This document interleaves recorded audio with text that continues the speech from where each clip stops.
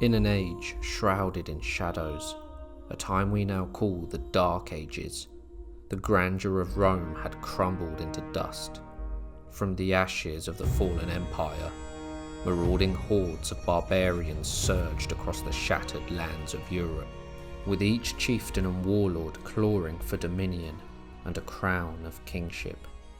Yet amidst the chaos and bloodshed, a beacon of unity emerged in the form of King Clovis I, the great forefather of the Franks, the ancestors of what would become modern-day France. As time passed, the lineage of Clovis continued to reign supreme. In the fateful year of 565, a new chapter began with the birth of Bertha, a daughter of regal blood, born to the esteemed King Chadibert of Paris. Her arrival marked the continuation of a storied dynasty. Yet, when Bertha was but a tender 2 years of age, her father died. Although the chronicles of Bertha's early years remain veiled in mystery, due to her lineage, she would have been granted an upbringing of unparalleled opulence and grandeur, a rare privilege for a woman of her time.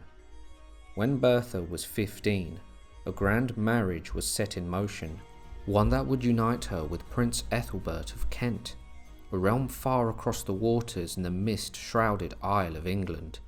Yet this union was not merely a merging of lands, but a clash of faiths. Bertha, born of a lineage that embraced the light of Christianity, traced her sacred heritage back to the venerated King Clovis, now honoured as a saint. Her forebears had long forsaken the old gods, but Ethelbert and his Saxons, fierce warriors of the pagan tradition, still worshipped their ancient deities. These Saxons had stormed into Britain, displacing the native Britons, giving rise to many Saxon kingdoms, each under its own king. Bertha, resolute in her faith, set forth with a condition upon her marriage. She demanded the freedom to practice her Christian beliefs and the presence of a bishop to guide her spiritual life. Her plea was met with respect due to her noble lineage, and a former Roman church was restored near Canterbury in her honour.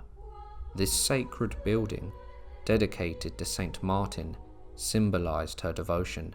Saint Martin is renowned for his act of compassion, sharing his cloak with a beggar in the biting chill of winter.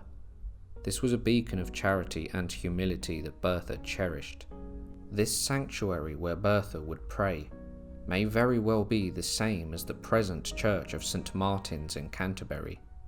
Yet, as Bertha and Ethelbert's union blossomed, the tides of history had created a chasm. The Anglo-Saxon invasions had severed the connection between the British Church and its Roman counterpart, leaving the British Church isolated and largely unknown to the papacy. The Roman Church, distant and oblivious, remained unaware of the British priests and their customs, leaving Bertha isolated in her faith. In the year 589, Ethelbert ascended to the throne as the King of Kent, and Bertha was crowned as his queen consort. Under her gentle yet persuasive influence, Ethelbert sought the wisdom of Pope Gregory, requesting missionaries to enlighten himself about his queen's faith. This pivotal act of outreach revealed Bertha's profound impact, as she bridged the path between her Christian convictions and the pagan realm she now called home.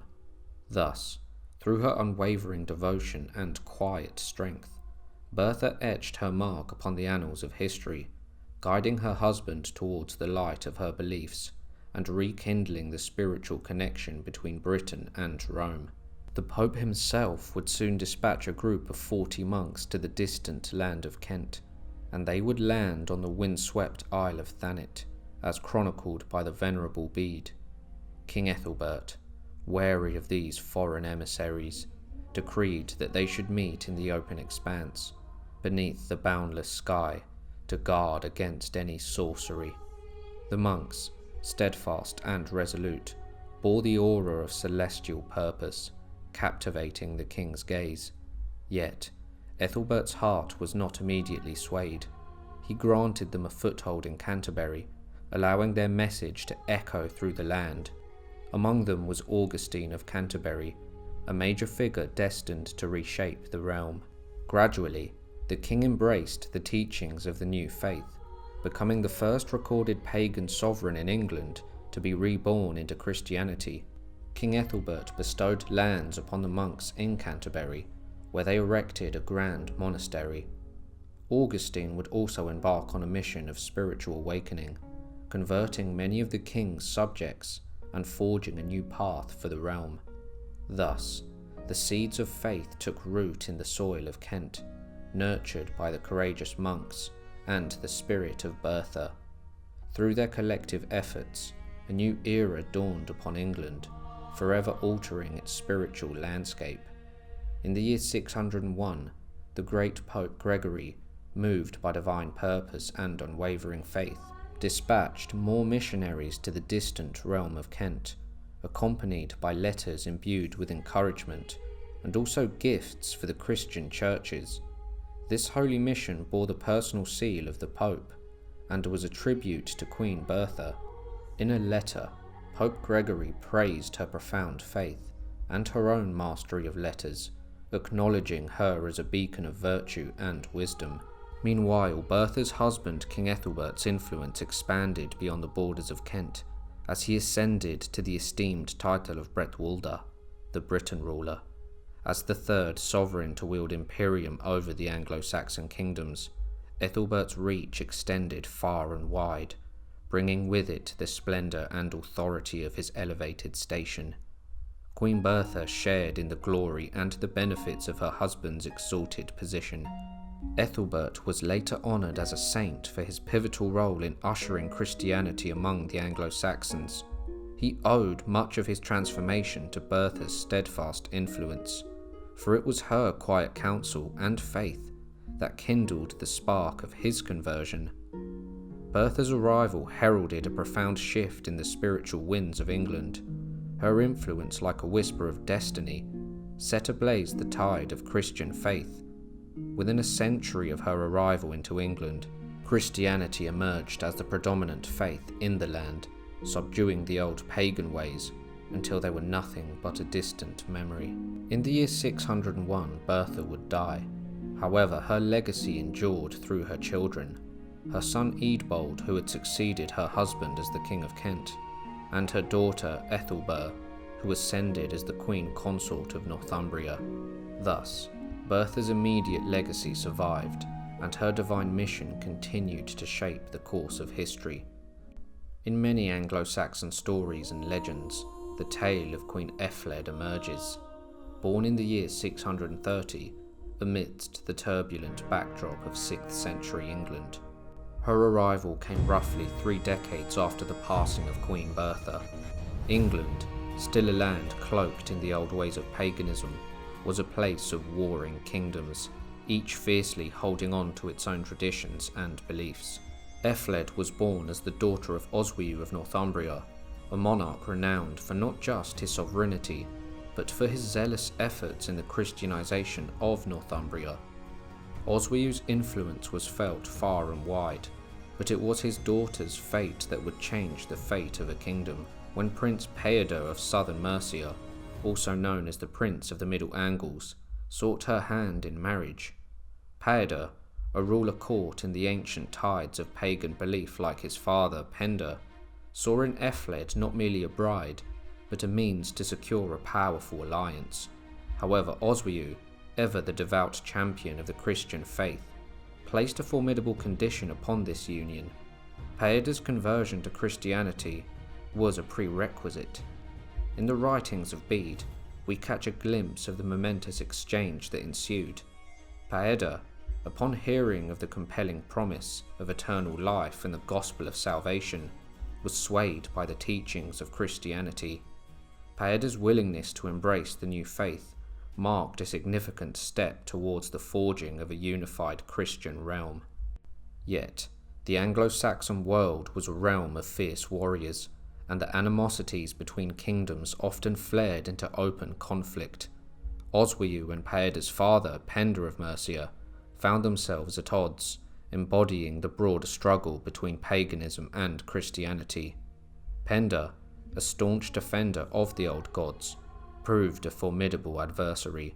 His resistance to the Christianization of England led to numerous conflicts, and many Christian kings met their end on the battlefield at his hands. The turning point came at the Battle of Winwad, where Oswiu decisively defeated Penda. The loss led to the eventual conversion of Mercia and its rulers, including Paeda, to Christianity.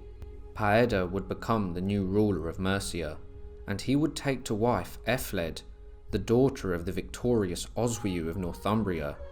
The reign of Paeda and Ealflaed, though seemingly blessed by new political and religious aspirations, would prove to be tragically brief. The Anglo-Saxon chronicle recounts the unsettling fate of Paeda.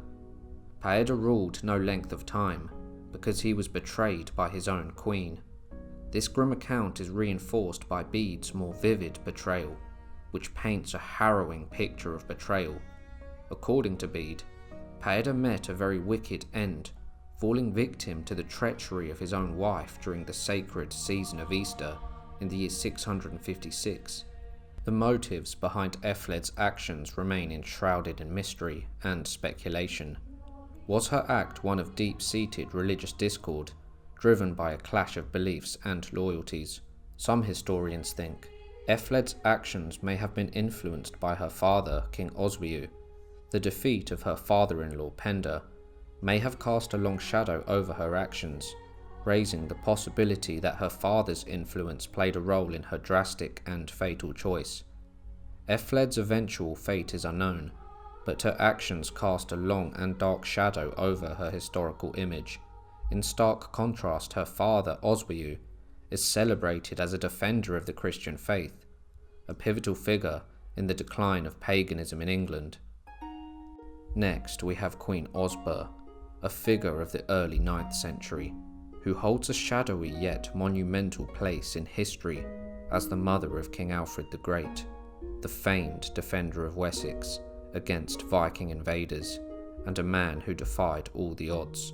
Alfred's mother, Osburh, married King Ethelwulf, and she bore him several children, thus becoming the mother of 4 successive West Saxon kings. Yet, despite her royal connections and pivotal role in securing the lineage of rulers, her own life remains largely elusive. She was never formally titled or crowned queen, and her historical footprint is faint, known through just one surviving source. This lone account is found in the biography of Alfred, penned by the Welsh monk Asa in the year 893, decades after Osburh's death. Asa's work offers a fleeting glimpse of her, focusing more on magnifying her illustrious son than on chronicling her own life. Thus, Osburh's story is veiled in mystery, her legacy immortalized chiefly through the grandeur of Alfred's reign. Asa touches upon Osburh only twice in his epic chronicle. His initial mention arises within the context of Alfred's noble lineage. In his revered Life of King Alfred, Asa proclaims, concerning his mother's lineage, Alfred's mother was Osburh, a paragon of piety and nobility, by both virtue and by birth. She was the daughter of Oslak, the illustrious butler of King Ethelwulf. Oslak hailed from the Goths and Jutes, descending from the noble line of Stuff and Widgar, 2 brothers, indeed chieftains, who, having received authority over the Isle of Wight from their uncle King Cerdic and from Cynric his son, their cousin, killed the British inhabitants of the island and took it as their own. Cerdic was the leader of the Anglo-Saxon settlement of England and is regarded as the first king of Wessex. Therefore Osburh's lineage was of the highest Saxon nobility. Asa's words elevate Osburh as a beacon of virtue and lineage, yet they scarcely delve into her personal life or character, focusing instead on her ancestral heritage. The second mention of Osburh in the work of Asa's Life of King Alfred reveals a more intimate tale. Asa recounts, one day, while Osburh held a cherished book of English poetry before her sons, she proclaimed, "I shall bestow this book upon the one of you who masters it the swiftest." Enchanted by these words, a young Alfred boldly replied, "Will you truly give me this book if I am the one who learns and recites it first?" With a smile of approval, his mother asserted, "Indeed, I shall." Seizing the opportunity, Alfred took the book to his teacher, learned its verses, and returned to recite them to his mother. This touching tale from Alfred's youth casts Osburh in the role of an encouraging and nurturing mother, igniting her son's early intellectual prowess. Yet the true intent of this narrative lies not in portraying Osburh's own life, but in showcasing Alfred's extraordinary talent and foreshadowing his later dedication to the revival of education and literature. Alas, this fragment is all that survives of Osburh's direct mention. No charters or letters of hers endure, and she is absent from the annals of the Anglo-Saxon chronicles. Our knowledge of her life remains a tapestry woven in the threads of those around her. Asser reveals that Osburh was Alfred's mother, and with no record of King Ethelwulf's prior marriages, it's likely she also bore his older siblings, at least 4 brothers and 1 sister. Osburh's death is simply inferred from context, as she was said to be alive in the 850s, but vanished from any records by the 856, when Ethelwulf married Judith, a 12-year-old Carolingian princess, who was crowned as the Queen of Wessex. Judith's elevation to this status was a privilege Osburh never held, despite her noble lineage, which underscores the abrupt end of Osburh's role and her final departure from the historical records. Next, we have Queen Margaret of Scotland, or Saint Margaret as she is remembered to history. Originally, she was known as Margaret of Wessex, as she was the descendant of Alfred the Great, and was the granddaughter of Edmund Ironside, a famed English warrior king who died young. In an age of turmoil and ceaseless strife, Margaret emerged as a beacon of resilience and destiny amid the chaos that consumed England. To grasp the magnitude of her life's journey, one must first unravel the epic saga of her time. Margaret was born into the shadow of a profound legacy, the daughter of Edward the Exile, the rightful heir to the English throne. Edward was the son of Edmund Ironside, a fallen warrior king whose death in the year 1016 heralded the rise of Canute the Great. Canute, a shrewd and formidable ruler, had forged a pact with Ironside. If one perished, the other's lineage would inherit the realm. True to his nature, Canute, ever the cunning strategist, sought to extinguish the line of his rival. He dispatched the infant Edward, now known as the Exile, and his brother, to the court of King Olaf of Sweden, plotting the demise of the boys. Yet fate had different designs. Olaf, despite Canute's treacherous scheme, spared the young princes. Thus, Edward and his brother embarked on a perilous journey across the courts of Russia and Europe, eventually finding refuge in the distant lands of Hungary. There, Edward wed and fathered 3 children, with Margaret among them, along with her siblings Edgar the Atheling and Christina. Raised in the sanctity of the Hungarian court's devout environment, Margaret's early years were steeped in both privilege and piety. Life in Hungary granted Margaret some stability, albeit under the mantle of her father's exile. Edward the Exile, having aided King Andrew I in seizing the Hungarian crown, carved out a respectable position for his family. However, the currents of fate surged once more in the year 1035, when Canute the Great passed away, and his sons ascended to the English throne. The tide shifted when Harthacnut, Canute's heir, met a mysterious and untimely end in the year 1042, poisoned at a wedding, leaving the throne to Edward the Confessor, the last son of Ethelred the Unready.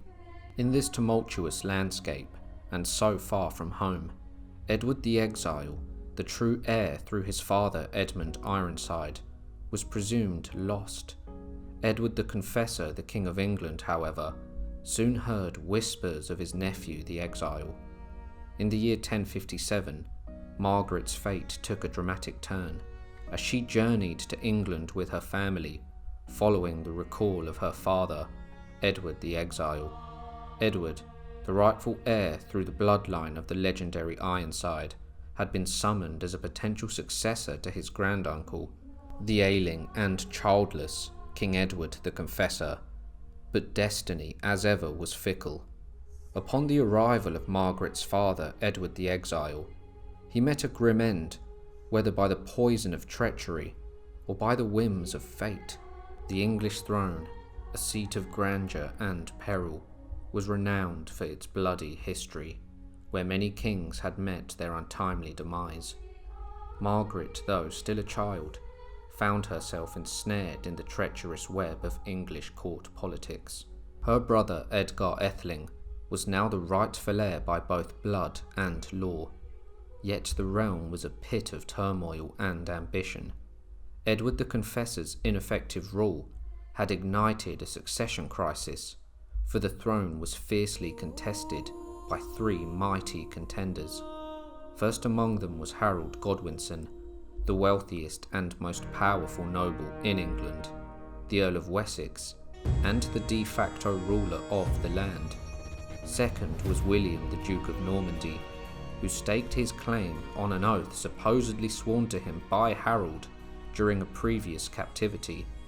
Third was the legendary Viking warrior Harald Hardrada, the King of Norway, who asserted his claim through a pact sworn by Harthacnut to Magnus the Good, his predecessor.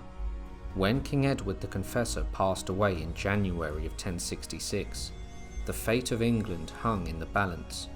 The Witan, the great lords, earls and bishops of the realm, chose Harold Godwinson as the new king.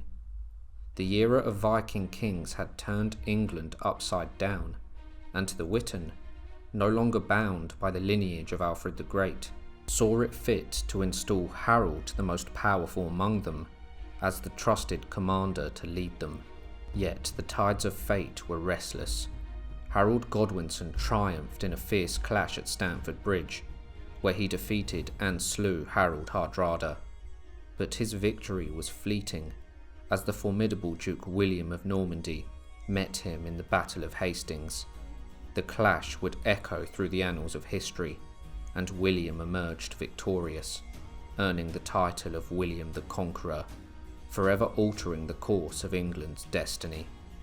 Margaret's brother Edgar was momentarily hailed as the rightful King of England, but as the ironclad forces of William the Conqueror bore down upon London, the tides of fate shifted dramatically.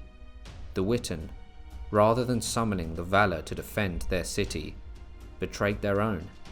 They opened the gates up to William's legions, surrendering Edgar into the Conqueror's grasp.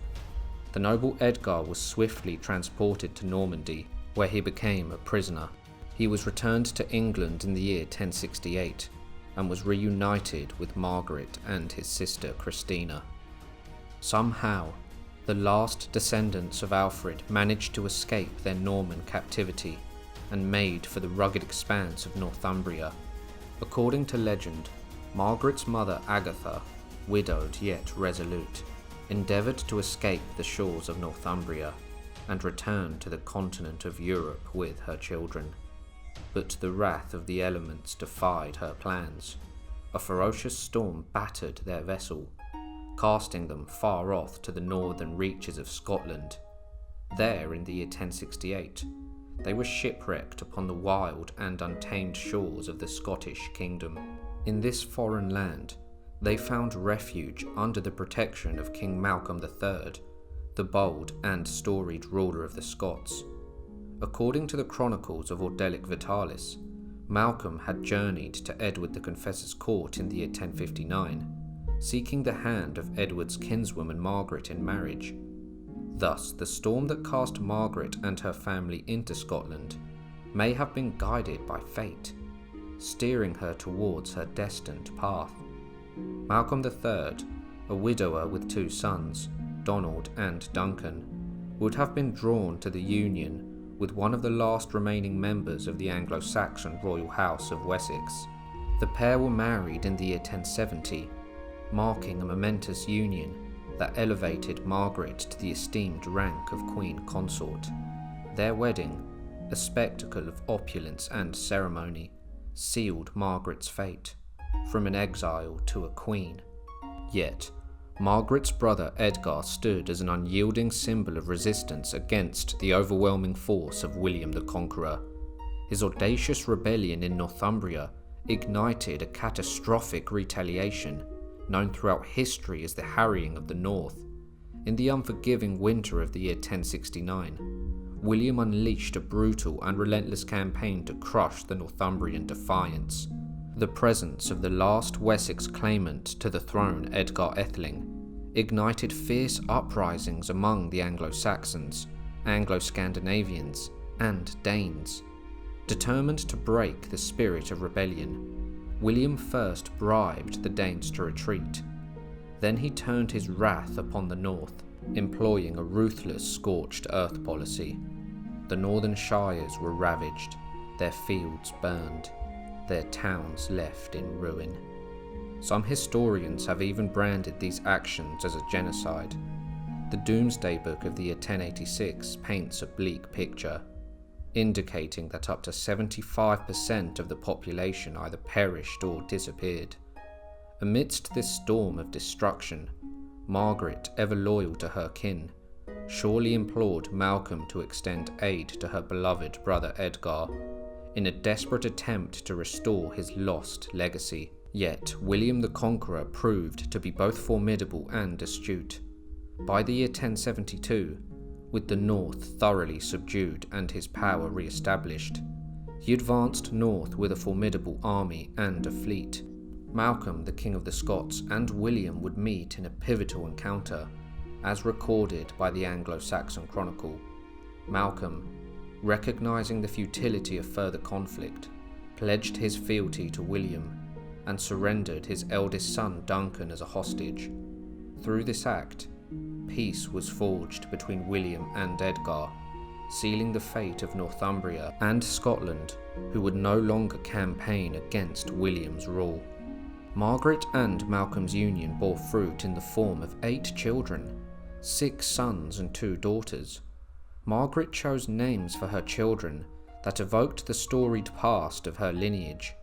Edward, in honour of her father Edward the Exile; Edmund, for her grandfather Edmund Ironside; Ethelred, for her great-grandfather Ethelred the Unready; and Edgar, a nod to both her great-great-grandfather and her brother Edgar Atheling, who had briefly claimed the English crown. However, she also named her youngest sons classical names. Alexander was given to one, and David to another. Margaret also bore Malcolm 2 daughters, Edith, who forged a powerful alliance by marrying Henry I of England, and Mary, who wed Eustace III of Boulogne. Margaret's biographer credits her with having a civilizing influence on her husband Malcolm by reading him narratives from the Bible. She instigated religious reforms and worked to conform the practices of the Scottish Church to those of the Continental Church, which she experienced in her childhood. Due to these achievements, she was considered the perfect example of a just ruler, and moreover influenced her husband and children, especially her youngest son, the future King David I of Scotland, to be a just and holy ruler. The chroniclers all agree in depicting Queen Margaret as a strong, pure, and noble character, who had a very great influence over her husband. Her religion, which was genuine and intense, was of the newest Roman style, which she implemented in the Scottish Church. Margaret devoted herself to charity, serving orphans and the poor daily, and washing their feet in Christ's honour. She rose nightly at midnight for liturgy. She established ferries for pilgrims, and used a cave for prayer, now known as St. Margaret's Cave. Malcolm was apparently largely ignorant of the long-term effects of Margaret's endeavours, not being especially religious himself. However, he was content for her to pursue her reforms as she desired. On November the 13th of the year 1093, the fates dealt a cruel blow to Margaret as her husband Malcolm III and their eldest son Edward perished in the Battle of Alnwick against the English. The sombre task of delivering this devastating news fell to their son Edgar, who was burdened with the heart-wrenching duty of breaking this news to his grief-stricken mother. According to the annals of Ulster, just 9 days later, on November the 16th in the year 1093, Margaret, still in her 40s, was claimed by the depth of her despair, unable to withstand the crushing weight of her loss.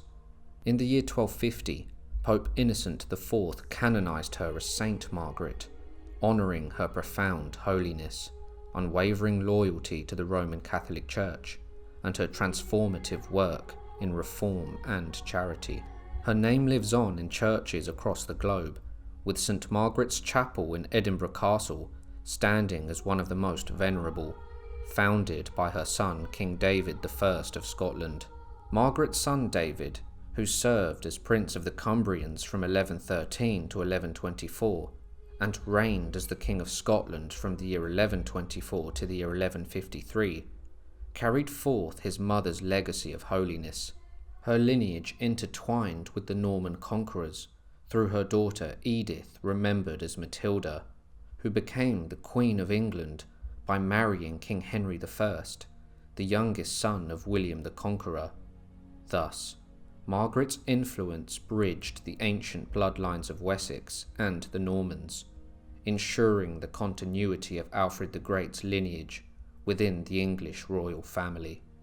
I hope you all enjoyed the video.